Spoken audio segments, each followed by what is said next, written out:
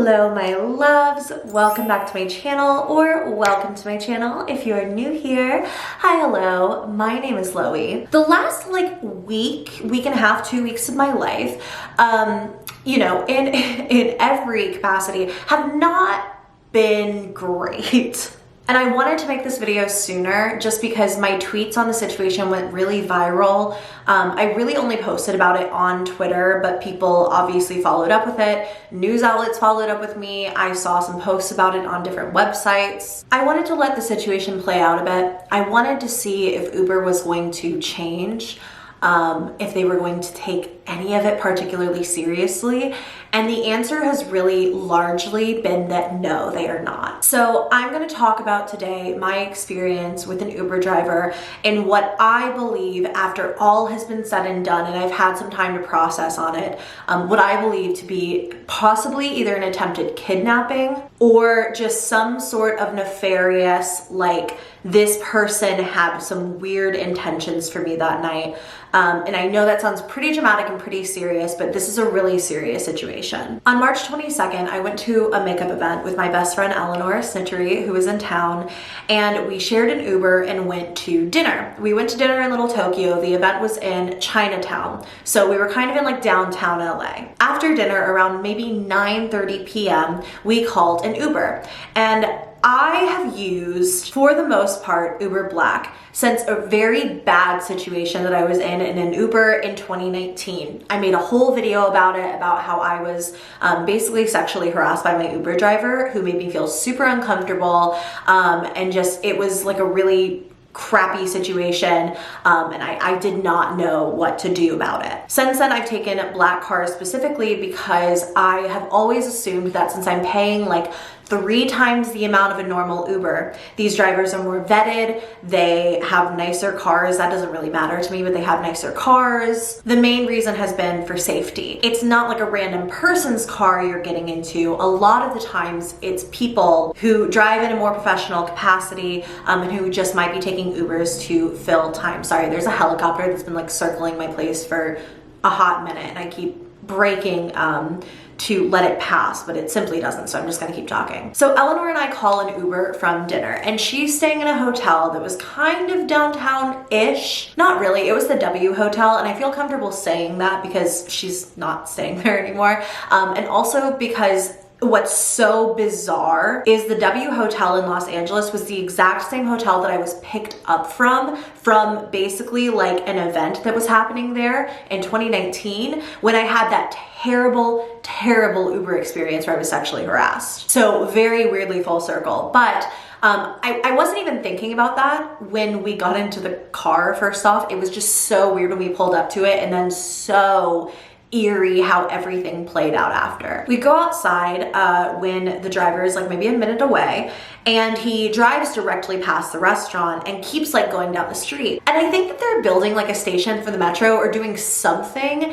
in Little Tokyo right now. I don't fully understand what it is, but there's like a big chunk of construction going on. Eleanor and I could not walk to his car because of the construction, like feasibly or safely, especially with traffic coming in and out. So I texted him and I was like, hey, I think you went a bit past this construction. Like, if you don't mind, just turn around and we can cross the street and come over to you over there, but like we can't get to where you are. So he reads the message. You can basically see like read receipts on Uber when your driver sees your message, and he reads it, and he doesn't like flip a U-ey in the street. He kind of like, he does a responsible thing really, and like drives down an opposite street, turns around and comes back. What's weird, I guess, in hindsight, is that when he comes back, he gives me a call because he parks on the opposite side of the street, obviously to avoid the construction. Eleanor and I kind of run over to that side of the street, and he called me. And I have a voicemail on my phone of him, and he didn't like really say anything.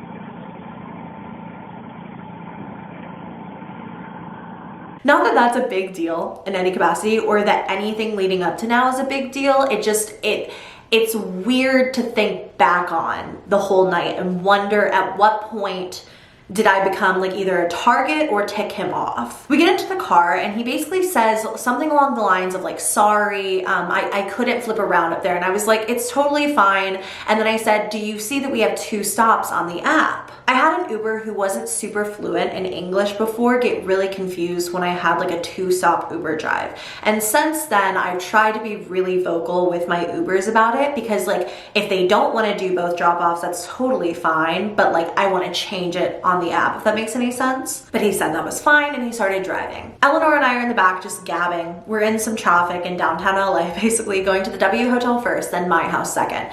The W was a lot closer to the restaurant than my home is. And I wanted to drop off Eleanor and then I would take the Uber the rest of the way back. So the drive is really uneventful leading up to the W Hotel. Our Uber doesn't say anything to us really, and we're just kind of in conversation with each other, which is not abnormal by any means. When Eleanor got out of the car, I just said bye and then I would see her the following day because we were filming something together. And it's weird because as we were pulling up into the W Hotel, like the valet area, like the turnaround where you drop off people or you get picked up, I almost said out loud, like, oh my God, I haven't been back here since that terrible Uber experience I had back in 2019. And I didn't say it out loud because I was just like, that's probably not a safe thing to talk about in the back of a stranger's car. I don't know if he could just simply hear my little thoughts or if he could pick up on the vibe that I was putting out that I was mildly uncomfortable. He kind of sits there for a minute and he said, you're down here. And he points at his phone. And I'm like, yeah, that's the second stop, that's my house. And he progresses the ride. I think that you must like have to check off something. I don't know, I've never driven for Uber or like really watched the process, but I think you have to check off something and then the first part of the ride ends and then the second drop-off point doesn't get revealed until the second part of the drive. So I see my address come up on the screen and I'm like, yeah, that's me. And I'm just sitting in the back, I'm on my phone, and he's kind of just like sitting there for a minute, and we're still in the valet area, and somebody comes up and approaches us from the hotel staff, and they're like, I think going to basically tell him to move, and he just rolls down his window in a really aggressive voice, just like, no. That's all he says is no. And then he turns around, and I'm kind of like, that was a weird reaction. You were, in fact, kind of just sitting here, and it is a busy night, you know, with people coming in and out. But, you know, his car, his rules, really, although I don't really stand by that after this. And so we're still in like the hotel turnaround area. We've turned the car around. He's about to turn onto the street. And as we're about to turn down the other street, he points at his phone again, and he says, you're down here. And I said, yeah, that's the second drop-off point. And then he ends the ride. And I get a notification from Uber. I didn't even realize it at first because I was just in the back seat on my phone. We hadn't even left the hotel. And I get a notification from Uber that's like, are you safe? Your driver ended the ride early. And I was kind of like, oh, okay. I wasn't like feeling freaked out. I was just like, perhaps he simply did not want to do the second part of the ride. That's understandable. Maybe he didn't want to do another part of that drive. Maybe he doesn't live down there. Maybe it's inconvenient. But it was still weird because he had pointed at the phone and said, you're down here. So like he had seen my address come up, and then he ended the ride. And I said, oh, okay. I think you ended the ride, so I'm gonna get out here. And as I said that, the car doors locked. Now, I keep looking back at this and wondering if there was some point where I misunderstood something. If none of this was as malicious as it ended up seeming to me. So with every benefit of the doubt that I can give this person, perhaps the car starting to move at a faster speed unlocked the doors. You know how like some of them have that automatic feature, but with what winds up happening, I don't think that's the case anymore. It's just, helps me sleep at night to think that. So he locks the doors and he starts driving down this street basically.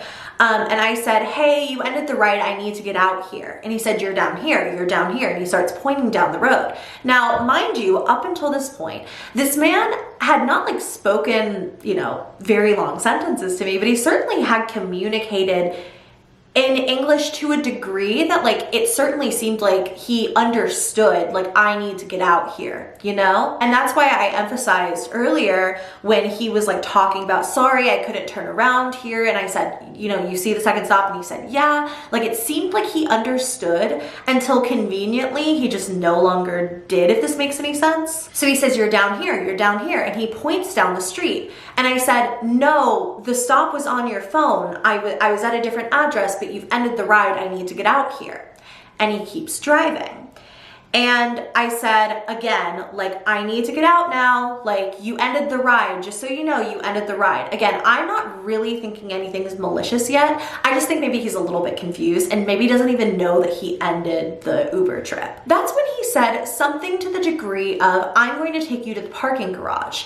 Now, the W Hotel, to the best of my knowledge anyway, I haven't stayed there before. I've been to an event there and then I've dropped off a friend there. And both times have been bad news. I don't think it has a parking garage, but this area certainly does have parking garages. And I said, no, I don't need to go to a parking garage. You ended the ride. I need to get out of the car. And that's what I kept emphasizing was, I need to get out now. You can let me out here. This is good. I need to get out of the car. You ended the ride. This is probably like the third or fourth time that I've said this at this point. And he says, I'll let you out of the parking garage. Let's go to the parking garage, and keeps mentioning the parking garage. I said, no, I don't need to go to a parking garage. Let me out of the car. You ended the ride.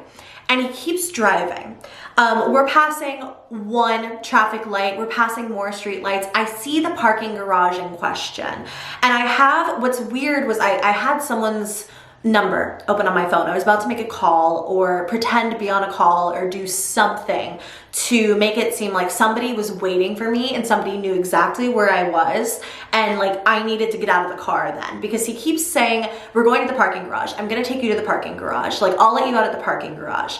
And is not letting me out of the car. Even if he, for some reason, thought that my second stop would be a parking garage, which it wasn't. It's in a residential neighborhood area. I live in a house. I am surrounded by like my 80-year-old neighbors on every single side, you know? Like, I do not live in downtown LA, and it's really obvious by my address. Even if he thought that second address was a parking garage, there would be no reason to not let me out of the car. He had ended the ride. He wouldn't let me out. So I see the parking garage in question, and he's turning into it. He won't look at me. He's not acknowledging the fact that I keep saying, like, I need to get out of the car. Let me out of the car. He just wants to go to this parking garage.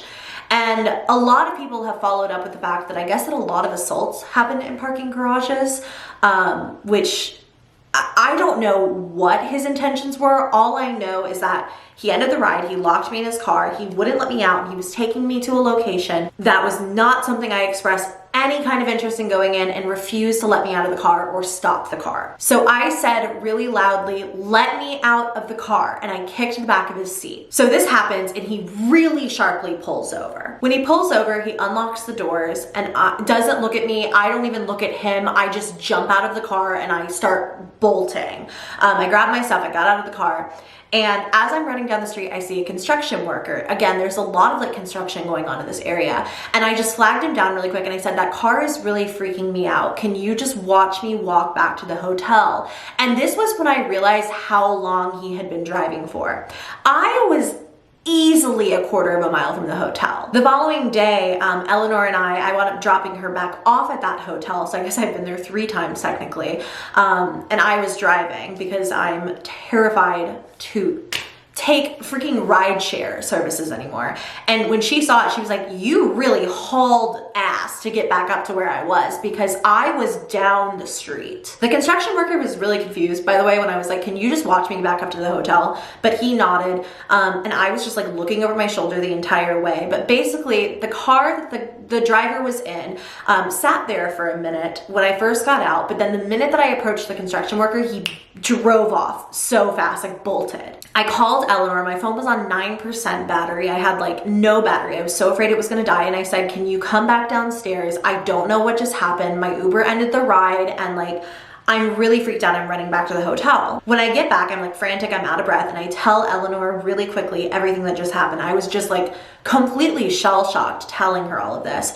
And she is just staring at me in like such horror of what I have just witnessed. And as I'm saying it out loud, telling her, I guess I realized how serious it all was, because it was just too many things back to back. Suddenly he didn't understand what I was saying, like suddenly did not comprehend what I was saying when I kept saying like, you ended the ride early, let me out of the car now. Kept thinking I was going to a parking garage, kept locked me in the car, would not stop driving when I asked him to stop until I kicked the back of his seat, then dropped me off on a dark street in Los Angeles.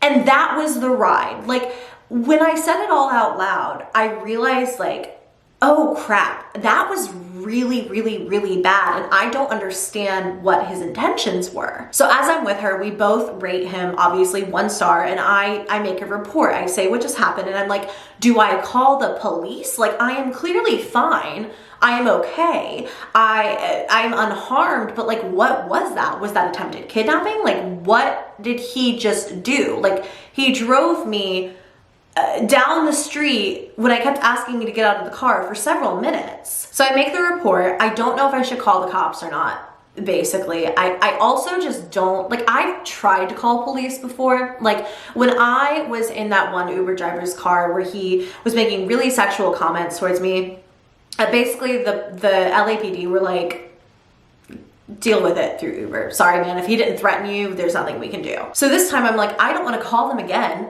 and then tell, like, it feels so bad when you call the cops and they're just like, sorry, you had a bad day, I guess. Like, when people just don't take you seriously in situations like this, it's hard. And not that I think that this should take any precedence over like an emergency. Like, I'm clearly safe. I'm clearly in an okay place. I'm fine. I'm away from this guy and out of his car, but I also want to report him. Like, I don't want him driving anymore. So I wind up getting another Uber, and I wanted to go through Uber and not Lyft, because I thought about it and I was like, if I use Lyft, I could be matched with him again, but I've rated him really low now on Uber, so I don't think, like, if you rate someone below a certain like number of stars, you don't get matched with them again. So I took another Uber. When I got in, I explained to the guy, I was like, hey, this just happened to me. I'm really freaked out. Like, just so you know, I'm gonna be on my phone the whole time. It has nothing to do with you, but I'm freaked. I'm talking to a friend the entire way home.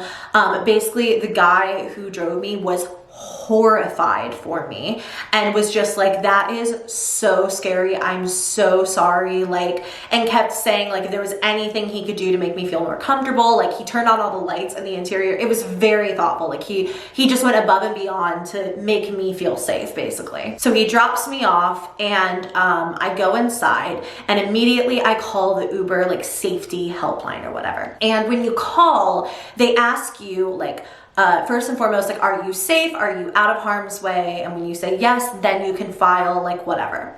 So it sounds weird to say complaint, but I talk about, like, I make this report, I make the complaint against the driver or whatever. And as I'm pulling information for them, I realize he's only been driving for 6 days. 6 days on the Uber app. And so I make a point of saying that, like, hey, this guy did not let me out of his car. He locked his car and drove me down a dark street of Los Angeles and was talking about a parking garage for some reason, and he's only been driving for you for 6 days. And basically the response was, and it's to no fault of any singular customer service person, I understand that they're all just people, but basically the response was, we will talk to him. We are so sorry that this happened. We will take measures to make sure you do not get matched with him again. Not like we'll make sure you never match with him again. Like, we will make sure it's not likely that you do. And we'll also refund you for your ride. So after all of that, I just basically got like a $50 refund because of the first portion of the drive. Which I was not concerned about the money in any capacity. I don't care about that. Like, this guy has been driving for you for 6 days. He does not have a reputation through you. He is not established through you. For all that, like, anybody knows, he was driving for Uber to be a royal creep. My goal out of contacting Uber was really not for myself. I knew that there was nothing they could do for me after all was said and done. I wanted them to suspend him at the very minimum until they found out if, like, I don't know if he had like a cam inside the car that they could pull video from. Sometimes drivers will have that. I didn't know if like they could conduct a couple of interviews, talk to witnesses. Like, my phone just scared the crap out of me. Like, I basically just wanted them to take it seriously and not let the guy drive until they knew the severity of what happened, or like got to the bottom of the situation. Because I understand that I could just be a Karen, you know, like making this complaint, I guess. It's a very elaborate way to get a $50 refund. You know what I mean? And like, they basically treated it like he gave me the wrong flavor of ice cream. And when I first started tweeting about the situation, it was more so like, haha, my life flashed before my eyes tonight. Like, that was spooky. I wasn't making a fuss about it or trying to necessarily like contact Uber, because I thought we were handling it internally. I was on the phone with people and then they would say, hey, someone else is gonna follow up with you. Someone else would talk to me, then they would say, hey, someone else is gonna follow up with you. Not that like I think it's a bad thing to make a fuss in a situation where somebody locked me in their car and drove me down the street when I repeatedly asked to get out. I kept getting transferred. This is going on for like a full night into the next morning. And finally, I just tweeted out like, a man locked me in his car, dude, and drove me down the street in LA and talked about a parking garage and wouldn't let me out, but thanks for the refund, I guess. And that's when I tagged Uber. What happened next was I got an automated response from Uber, like, we're sorry for the inconvenience, which obviously pissed Twitter off, as it should, because potential attempted kidnapping is not an inconvenience. It is, I really thought that was the end. So people are, you know, memeing on and clowning on it. It's like a big joke on Twitter. I released the, you know, this is what you said back to me already. I tried to get to the bottom of this with you. Like, I know this is an automated response, but whatever. The tweet starts doing more and more and more numbers, which was never my intention by any means, but it naturally does. And that's when Uber starts reaching out and they're like, we really want to get to the bottom of this. Like, please contact us, please call us, do all this stuff. I don't respond because we have gotten to the bottom of it. And the bottom of it is that they are just going to look into it essentially. And also at this point in time, it's not like I'm just assuming that the guy is still driving for Uber. You can still click on someone's profile for a couple of days after you take an Uber ride. And I watched as his score changed over the next couple of days. I wish I had taken a screenshot the night that like I had him on day 6, but I took a screenshot the day after and then the day after that to show his Uber rating was changing. He was continuing to drive for the company, meaning that after he locked me in his car, ended the ride early, and drove me down the street, letting me out on a dark street in Los Angeles only after I raised my voice and kicked the back of his seat, that Uber has continued to allow him to drive for them. And not only just drive for them, but drive for the Uber Black professional service that I, along with probably so many other people, assume is safer. Like, that is why I pay more for it, because I assume it's safer. I assume it's more vetted people. I assume it's not just someone with a random car who signed up for the app yesterday. Not only is this guy like a potential danger who at the very least would not let me out of his car when I told him to. If nothing else, that much is fact. If he was confused and thought I really was supposed to be going to a parking garage for some reason, even though we never talked about that, if the car automatically locked on its own, he did not let me out of the car after me saying it multiple times. Someone like that needs more extensive training, somebody to look into him, some kind of like safety protocol. Like, send him a camera for the inside of his car if he doesn't have one. You need to like be on top of stuff like this, but Uber just doesn't care. And that is what I've learned over multiple terrible Uber experiences, but especially this one, that Uber does not give a shit. I eventually got multiple calls from someone who was really high up at the Uber safety team, and she was very nice. And again, it's not like I'm sitting here and I'm like, you're all bad people. It's like, I know those are people with paying jobs who have to take those calls who really can't help me. This is like a corporation issue. The woman who called me was really empathetic. She was very kind. She was like, I just want to make sure I understand the story. Here's what I'm going to do. I'm going to follow up with the driver. I want you to know we're investigating this and I will get back to you. Once again, I'm not sitting here saying that this person did anything wrong, but nobody ever got back to me. And I spent days waiting for something to happen before I basically went public with this or responded to any media requests. Or like, I don't want the smoke, you know, like this is rough. And that was really, really, really traumatic, especially when it like came to reliving a sexual harassment thing that had happened to me within the exact same company. Like to revisit the same location and the same thing happened. Number one, the W Hotel, I'm so sorry to drag y'all into this, but like there is some kind of bad energy going on there. What I do know is that repeatedly I was told that they were looking into it. I was told that it was going to be taken more seriously. I was told that something was going to happen. And then I watched this man's Uber score change day after day after day. I know he continued to drive for them. I know they didn't suspend him. I know he's probably still driving for them to this day, like a couple of, well, maybe just like a week and some days later as I'm filming this. And the worst part is that when I started tweeting about this, people who don't even follow me, who had no idea who I was before, women mostly, and it gives me chills to think about these messages, reached out and told me their terrible stories about how one of them was drunk and their Uber driver followed them into their house and only left when the dog started going haywire. About women who have been locked in cars and people who have had terrible experiences of like drivers asking for Instagrams and being too uncomfortable to say no because they're in their car. Some more serious, more severe, more criminal than others in my opinion, but all unsettling. And every single one with the exact same punchline, the exact same ending to the story,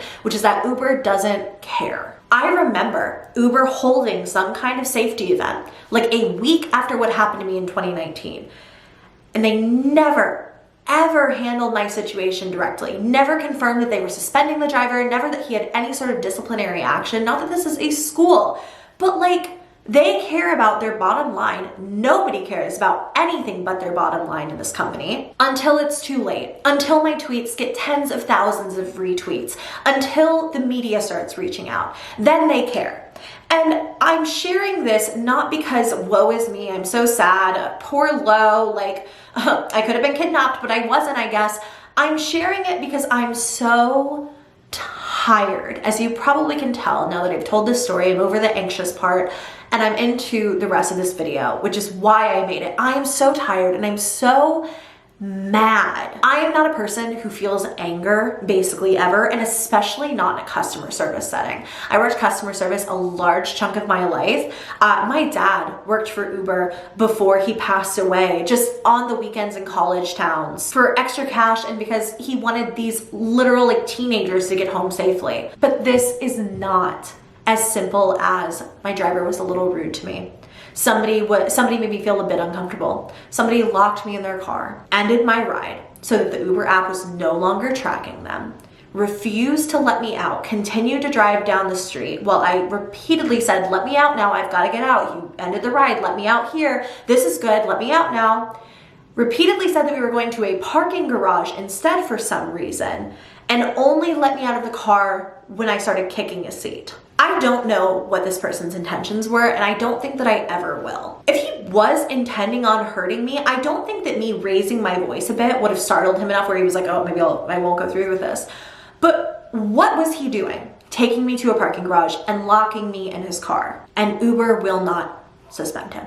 They will not take up on any disciplinary action. And until I get confirmation that they have, until they tell me what they are doing to keep me safe, to keep other women, other people safe, I will simply continue to assume that they don't care because it's what they've proven over and over and over again. This was the scariest night of my entire life, and this company cares more about their dollar sign amount, more about the equity that they can provide, and more about making money through their drivers who are potentially harmful, that they won't even suspend someone. And it always stops at we're gonna look into it more. There's never any disciplinary action. There's never any suspensions. There's never any, hey, we're gonna put a camera in this driver's car because he's had a complaint about not letting women out until they are on a dark street. I shared this because I'm tired and I'm angry, and I shared this because it was the scariest thing that has ever happened to me. And in a world that I live in where I love to talk about the horror that is going on around me, both fictional and real, when you experience that degree of fear, it is not fun. There was nothing exciting or exhilarating or, oh, well, I guess I'm gonna make a video about this when I was going through this. There was simply, is this man going to hurt me? As we got further down the road, Why won't he let me out of his car? And now in the aftermath of getting out of the car, what were his intentions and why is nobody taking it seriously? Uber, fix your shit. This is not the first time that I have had to make a video about something very sinister and very serious that has happened to me on your app. And I am just one very public person. Imagine the amount of people who are probably going to comment under this video, and I implore you to share your stories with me. If for no other reason than if somebody at this godforsaken company sees this, I want them to understand that these are real people having real terrifying situations happen to them. Real things where they feel like their life is threatened or they don't feel safe, and nobody takes it seriously. Please share your stories. It does not take away from my experience to tell me what happened to you. If it is less severe, if it is way more severe, I want to hear it. If somebody just made you feel icky and you felt like the response from Uber was pretty lackluster, please tell me what you've been through. I mean, this is the YouTuber. I didn't want to have to make this video. I never want to talk about my real life. I never want to talk about my real stories. Aside from like a ghost that may go bump in the night, I don't want to talk about this kind of stuff because I don't want to live through this kind of stuff. I have now had to look into serious safety measures, hiring a personal driver. Do you have any idea how expensive that is? Number one. But hiring a driver, a full-time potential driver, so that when I go to work or when I go out on the weekends, that I don't have to feel like this because no one is taking me seriously. I've gotten security for my house. I have had to like make myself a self-defense keychain basically with items that I hope I can protect myself with if something ever happens in the future. And I didn't have to do anything but kick the back of this man's seat to get out of his car. Thank God for that. Thank God it didn't get more serious. Uber is unfortunately an inescapable part of a lot of our everyday lives. I will be personally switching over to Lyft. That is not to say that you should. It is simply what I am saying, if you catch my little legal drift. I will not be taking Uber anymore, just point blank period. However, rideshare services are just a way of life. They are something that a lot of us, especially those of us who live in bigger cities, have to use on a somewhat daily basis. And so to Uber specifically, but to all of them, I say be kinder, be more empathetic to people. It could be you in the back of that car. If you were not someone who probably already has a private driver and who is clearly up the corporate ladder at this company and doesn't even have to think about these things, it could be you, it could be your wife, it could be your children in the back of that car, it could be a loved one going through these kinds of situations and you never, ever take it seriously. And unfortunately, one day it's going to get more serious than this. If they continue with this lax, like, money is the ultimate answer attitude, something is going to happen that is far worse than what I went through or even what other people have went through. That is my story about the worst night of my entire life. Since then, just on a real note, I have not been well. I have been scared every single night basically, because I know that Uber can't see my address after a certain point after they end the ride, but I do know that you could probably screenshot it. It has scared the ever-living crap out of me, especially the more vocal that I've gotten, that this person could know where I live. I've also just realistically, I am not living La Vida Loca right now. I'm having like a really bad couple of weeks. My senior cat Ginger just had to get like 90% of her teeth pulled. She's like 12, so it's not that uncommon, but she had to get a bunch of her teeth pulled. And then my other cat Carson went missing, which is terrifying in Los Angeles. It's been about 48 hours since I'm filming. Well, a little bit more than that, more like 72 almost, because I took the last 2 days and did nothing else but look for him, pass out flyers, offer up rewards, like go to every single neighbor, search into every single house, all of that. So I have not been well, and I've not been in a headspace where I could tell this story. But I did want to tell it. I have a lot of privilege as someone with a public platform, and I recognize that. And I also recognize that if Uber is responding this way to me, someone who's getting almost 100,000 likes on a tweet on Twitter, they're probably not responding like this to other people. They're probably not being this caring to others. And this is how not empathetic that they are to me. A lot of people have asked me, what do you want then? Like, what else do you want? If you don't necessarily want the guy fired, which Again, I can't make that call. I just think that someone needs to look into them. What is your ultimate goal with this? And my ultimate goal is to talk to Uber, to tell them why this is so screwed up, to take my story and other people's stories up the corporate ladder, hopefully as high as we can go, and give them suggestions on how to make women feel safer in their cars. And not just women, of course, but I do recognize that women often feel unsafe in public. I mean, it's just welcome to being a girl. I think I'm rambling now, so I'm gonna end this here. I got a little bit animated. I cursed in this video. Loey cursing Lane. So I'm gonna go. But I really just, please stay safe out there. That is all I ask.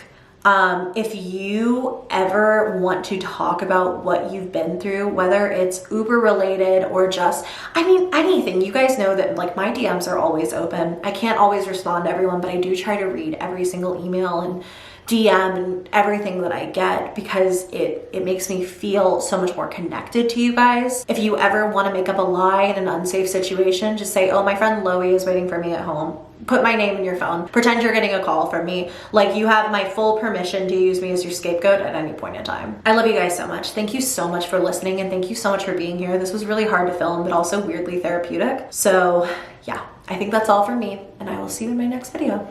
Bye.